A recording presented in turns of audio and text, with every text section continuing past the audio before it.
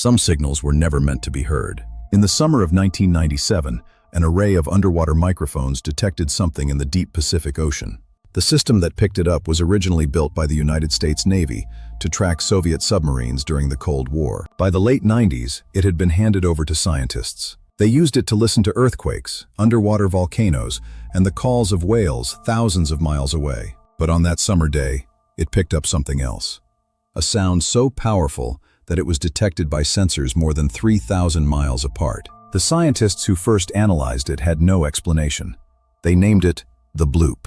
The hydrophone array that recorded the bloop was part of a system called SOSUS, the Sound Surveillance System. During the Cold War, it was one of America's most classified assets.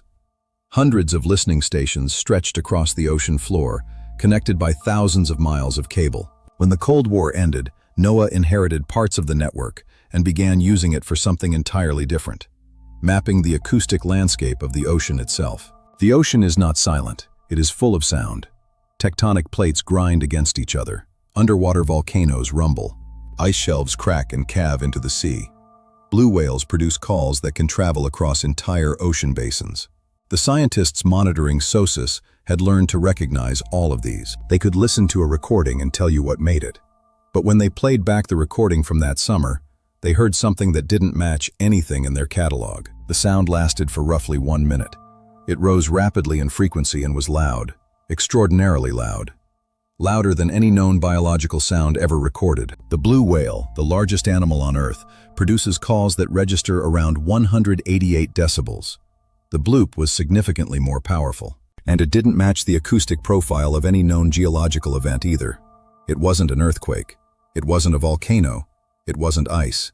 At least, that's what the initial analysis suggested. The frequency pattern of the sound had one deeply unsettling characteristic.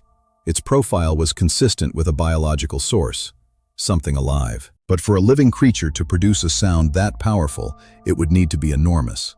Far larger than any animal known to science. Far larger than anything believed to exist in the modern ocean. The bloop originated at approximately 50 degrees south latitude, 100 degrees west longitude. A remote point in the South Pacific, thousands of miles from any landmass. When the coordinates were published, observers noticed something strange.